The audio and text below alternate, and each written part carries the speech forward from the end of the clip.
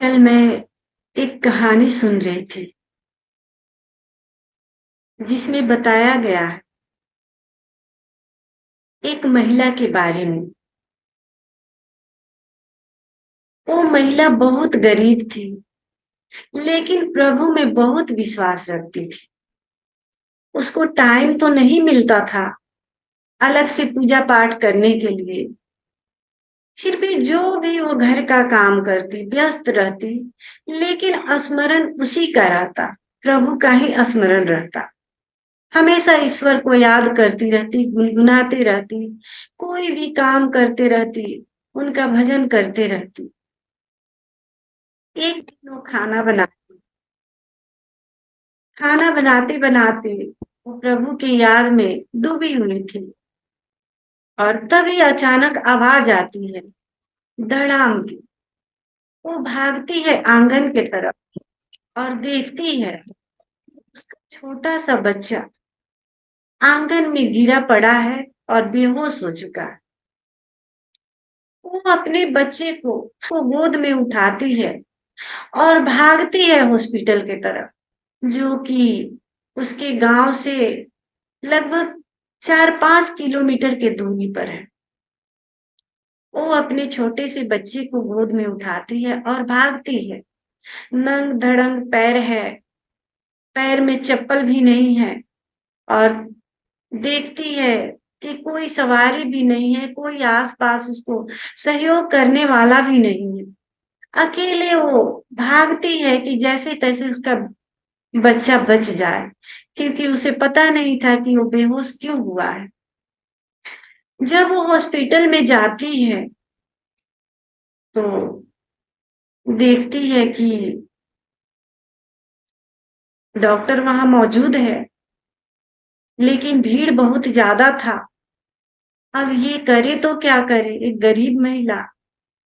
लेकिन लोगों ने देखा उसके बच्चे को और उसको रास्ता दे दिए डॉक्टर के पास जाने के लिए। बहुत ही आसानी से ने चेकअप किया और बच्चे को, जो बेहोशी की हालत थी, उसे ठीक किया। और फिर थोड़ी देर बाद वो महिला घर वापस आती है। जब घर वापस आती है तो फिर सामान्य जिंदगी उसका हो जाता है, फिर अपना काम कार्य में लग जाती है। घर के लोग जो बाहर गए होते हैं वो भी आते हैं, अपना खाना बनाती है, सबको खिलाती है। और फिर इसके दिमाग में लेकिन ईश्वर के लिए वो जो विश्वास था वो डगमडोल हो जाता है, क्योंकि इतनी श्रद्धा थी ईश्वर के प्रति। गरीब होते हुए भी वो बहुत खुश थी और ईश्वर के भक्ति में लीन थी। लेकिन ये बच्चे के साथ दुर्घटना को देख करके थोड़ा सा उसका श्रद्धा डगमडोल हो गया। वो मन में क्या क्या ख्याल आने लगे, विचार आने लगे कि मैं इतनी श्रद्धा भक्ति करती हूँ ईश्वर पर, और फिर भी मैं एक ही एकलौता लड़का है और फिर भी उसको दिखाई नहीं दिया।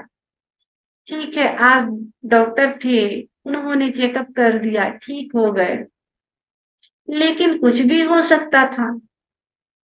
कम से कम उसको तो बचाना चाहिए कि एकलौता लड़का है, मैं इतना पूजा पाठ करती, इतना तो ध्यान देना चाहिए। इन्हीं विचारों में खोए वो बिना मन से काम कर रही थी। तभी एक भीतर से आवाज आती है और वो सोच में पड़ जाती है कि ये चमत्कार कैसे हुआ। जब वो अपने बच्चे को गोद में उठाकर भाग रही होती है, उस महिला का 1 हफ्ते ही हुआ था ऑपरेशन हुआ। वो बड़ा सा ऑपरेशन पेट का हुआ था और उस हालत में वो अपने बच्चे को लेकर के 5 किलोमीटर की दूरी पर भाग रही है, उतने भारी से बच्चे को। उसको लगा कि ये कैसे हुआ। फिर जहां गई, जो डॉक्टर इतने भीड़ भाड़ में, इतने लोगों में वो डॉक्टर चेकअप किया, लोगों ने इतनी सहजता से रास्ता दे दी, ये कैसे हुआ? और कल ही जहां वो बच्चा गिरा था, वहां हैंड पाइप था। और कल ही उसे कुछ मिस्त्री आए और उसको ले करके गए। अगर वो हैंड पाइप पर गिरा होता तो वो बचता नहीं बच्चा। ये कैसे हुआ? तब इसको समझ में आया सारी बात कि ये चमत्कार नहीं तो क्या है। हम जब एक तरफा देखते हैं तो हमें निगेटिव बातें ही दिखाई देती। अगर दोनों पहलू को हम देखें तो फिर पॉजिटिव बातें भी दिखाई देने लगती। उसको समझ में आया कि ईश्वर का ही ये चमत्कार है। अगर कल मिस्त्री हैंड पाइप को नहीं ले गए हो तो सर उसका, जहां वो हैंड पाइप था उसी जगह उस बच्चे का सर पड़ा था। वो सर टकराता और बच्चा हमेशा हमेशा के लिए शायद इस दुनिया में नहीं होता। और जो माँ अभी थोड़ा बहुत काम करती थी बैठे बैठे, उसके पेट का ऑपरेशन हुआ था बहुत बड़ा, और वो अपने बच्चे को उठाती है और 5 किलोमीटर जाती है। ये कैसे हुआ? ये संभव कैसे हुआ?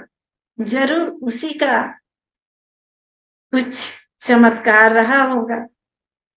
फिर सोचती है कि जिस हॉस्पिटल में गरीबों के लिए कोई वो नहीं है, लोगों ने रास्ता कैसे दे दिए और डॉक्टर इतना आसानी से मान कैसे गया? जरूर उसी ने किया होगा। तब उसे विश्वास आया कि ईश्वर भी होते हैं, चमत्कार भी होता है। तो हमारे जिंदगी में भी ऐसे ऐसे सिचुएशन आते हैं जब हम दुखी हो जाते हैं, हमें लगता है कि ईश्वर नहीं है। लेकिन गौर से अगर हम अपने जीवन में निरीक्षण करें और दूसरे पहलू को जब हम देखेंगे तो लगेगा नहीं, ईश्वर हमें कितने दुखों से हमें मुक्त किया है, कितने कष्टों से हमें बचाया है। तब हमारा ध्यान उस पहलू पर जाएगा। तब हमें लगेगा कि नहीं, सच में ईश्वर ही है और वही चमत्कार करता है। नहीं तो आज हमारे जीवन में दुखों का पहाड़ होता, अगर वो नहीं होता तब हमें विश्वास होता है। लेकिन हम क्या करते हैं? एक तरफा देखते हैं, अभी जो प्रेजेंट में हो रहा है उसको देखते हैं। उसको देखते हैं तो लगता है कि हम बहुत दुखी हैं, ईश्वर ने हम पर नाइंसाफी की है। शायद ईश्वर को हमसे प्रेम नहीं है, दूसरे से प्रेम होगा, हमसे नहीं है। उन पलों को नहीं देखते जब ईश्वर हमारे लिए कुछ किया होता है। हमें दोनों पहलू को देखना चाहिए।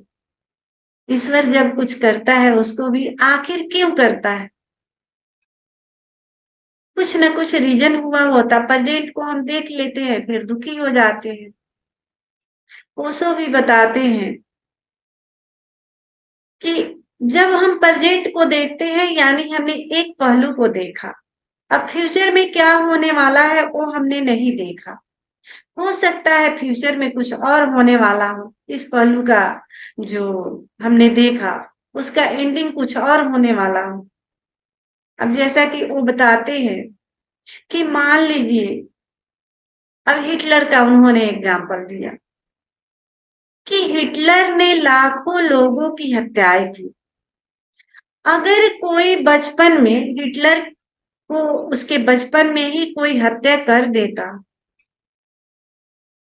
तो दोषी जो हत्या करने वाला होता वही होता। लोग तो उसको मार डालते, जेल में डाल देते। वो अभी प्रेजेंट को देखते कि एक निर्दोष बच्चा मारा गया। वो तो प्रेजेंट को देखते कि निर्दोष बच्चा मारा गया। लेकिन वहीं अगर बुद्ध महावीर होते तो क्या देखते? वो फ्यूचर भी देख लेते कि ये निर्दोष बच्चा अगर जीवित रहेगा तो लाखों लोगों की हत्याएं करेगा। तो अगर हिटलर मारा जाता छोटा जब था उसी समय, तो सारे लोग उस हत्यारे पर नाराज होते। सारे लोग उस हत्यारे पर नाराज होते कि तूने कितना निर्दोष बच्चे को मार दिया, हत्यारे हो। लेकिन जब भगवान बुद्ध देखेंगे उस पहलू को, तो वो फ्यूचर देखेंगे कि इसने अच्छा किया कि लाखों लोग कम से कम बच गए। अब वही हत्यारा अगर बड़ा हो करके उस हिटलर को मारता तो उसको अवार्ड मिलते कि तूने लाखों लोगों को बचाया।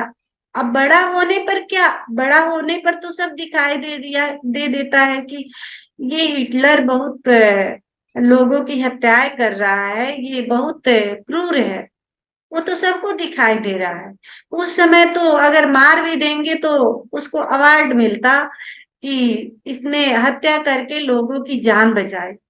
लेकिन अगर छोटे बच्चे था उस समय मारा होता तो उसको फांसी मिलती, जेल मिलता। लोग ऐसे ही पत्थर मार मार के उसे मार डालते कि ये हत्यारा है, ये दोषी है, ये छोटे निर्दोष बच्चे। तो जब भी हमारे जीवन में अगर कुछ घटित होता है प्रेजेंट में, तो हम फ्यूचर नहीं देखते कि फ्यूचर में कुछ अच्छा होने वाला है। अगर भगवान बुद्ध होते तो हमारा फ्यूचर देखते कि इससे कुछ अच्छा होने वाला है। अगर अभी दुख दिया है ईश्वर ने, तो जरूर कुछ ना कुछ फ्यूचर में अच्छा करने वाला है। तो हम प्रेजेंट को देख करके हम बहुत दुखी हो जाते हैं और ईश्वर से भरोसा हमारा खत्म हो जाता है कि तू इतना निर्दयी है, हमारे साथ ऐसे कर रहा है। लोग कितने मजे में जी रहे हैं, कितने आराम से जी रहे हैं, और हमारे सर पर तूने दुखों का पहाड़ दे दिया। कितना निर्दयी है। तो हम प्रेजेंट देखते हैं और बुद्ध पुरुष फ्यूचर देखते हैं कि फ्यूचर में क्या होने वाला है। तो कभी भी दुख आए तो हमें दोनों पहलू को देखना चाहिए कि हो सकता है अभी हमें हमारे जीवन में दुख आया है, कुछ कष्ट आया है, तो जरूर ईश्वर ने कुछ हमारे लिए सोच के रखा है उस फ्यूचर के लिए। या हो सकता है कि जरूर हम कोई बड़े कर्म किए होंगे जिससे इतना दुख आया, इससे ज्यादा दुख आने वाला था, लेकिन ईश्वर ने हमें बहुत कम में कम दुख देकर ही उसका निवारण कर दिया।